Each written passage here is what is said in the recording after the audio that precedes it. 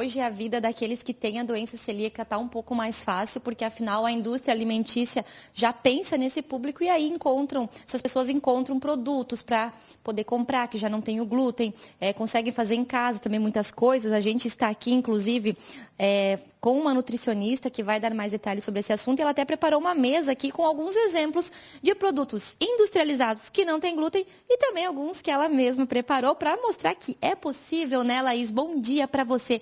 Eu queria que você começasse explicando para a gente, né, o que é a doença celíaca.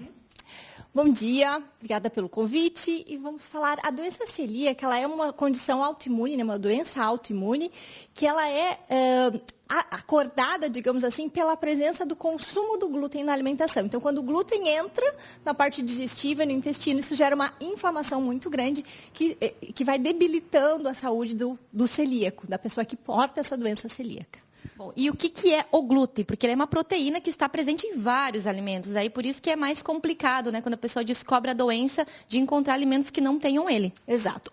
O glúten está presente no trigo, no centeio, na aveia, no malte.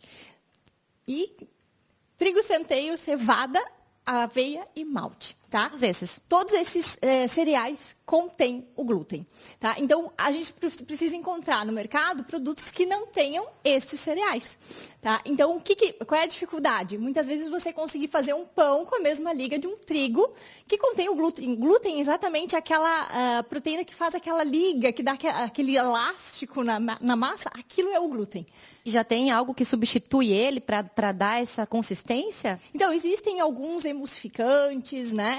Por isso que os produtos sem glúten muitas vezes têm mais gorduras, mais emulsificantes, mais conservantes e muitas vezes utiliza aí muitas farinhas brancas. Então, assim, se você for olhar para será que esse produto é saudável? Muitas vezes ele é muito refinado e isso vai fazer alterações, de repente, na glicose.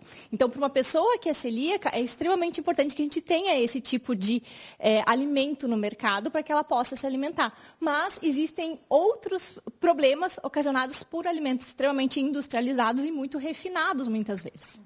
Bom, por isso, então, que não é indicado para aquelas pessoas que não têm intolerância, que hoje em dia a gente vê na internet muitas coisas que às vezes não são verdade. Aquelas pessoas que não têm a doença celíaca, elas não devem, então, consumir esses alimentos. Ou como que é? Ou faz bem, não faz? Como que é? O que é importante a gente saber? O doente celíaco, né, a pessoa que porta a doença celíaca, realmente não deve ter contato com o glúten, nem por contaminação. Um pouquinho diferente, não funciona. Pessoas que têm alergia ao glúten também não devem consumir o glúten. Agora, existem os intolerantes ao glúten, que são as pessoas que consomem o glúten e não se sentem bem. Tá? Antes sempre da gente pensar em retirar o glúten, que isso também pode ser indicado em algumas doenças metabólicas, como, por exemplo, fibromialgia, o autismo, as outras doenças autoimunes, como a psoríase, a tireoidite de Hashimoto. Então, existem doenças que é interessante a gente retirar, ou pelo menos diminuir a quantidade de glúten na dieta. Mas antes de se pensar em retirar, é importante fazer o exame que caracteriza essa doença celíaca. Tá? Porque quando você retira o glúten da dieta e vai fazer esse exame depois, muitas vezes ele não dá positivo. Então, você deixa de saber que você realmente precisava tirar e você acaba consumindo de vez em quando e a sua saúde não recupera.